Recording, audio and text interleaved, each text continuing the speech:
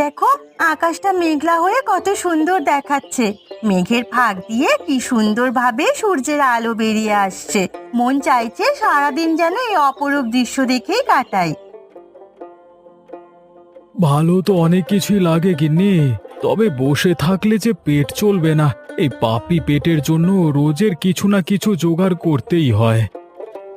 সেটা তো ঠিক, কাজকর্ম তো করতেই হবে, তবে কাজকর্মের মাঝেও আরো একটা জীবন আছে।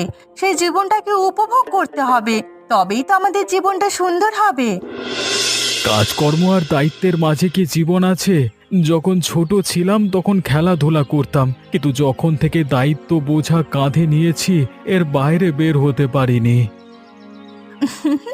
আমি বলছি না যে কাজকর্ম একদম বন্ধ করে দাও, তবে এই কাজকর্মের ফাঁকে নিজেকে সময় দাও। এই দেখো, কি অপরূপ দৃশ্য, এগুলোকে উপভোগ করো। দেখবে জীবনটা আরো সুন্দর হবে। তুমি বলছো যখন, তাহলে নিশ্চয়ই হবে।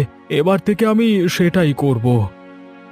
শোনো, এগুলো বলে দিতে হয় না, তুমি নিজে যেদিন বুঝতে পারবে সেদিন তোমার ভিতরে একটা আনন্দ জেগে উঠবে।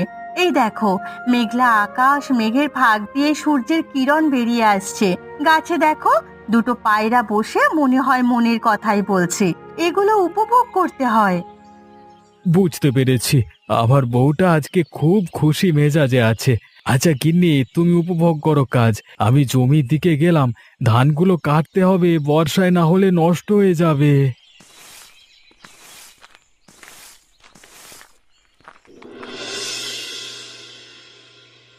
আমাকে বসতে বলে কোথায় যে গেল গিন্নি? আমার যে দেরি হয়ে যাচ্ছে। সত্যি বাবু, তুই একটা মেয়েকে বিয়ে করেছিস, তো সময়ের তো কোনো মূল্যই দেয় না। এইসব গরিব ভিখিরি মানুষেরা জানে না কি যে সময়টা কত মূল্যবান। ঠিকই বলেছো দিদি, বিয়েটা করাই আমার ভুল হয়েছে।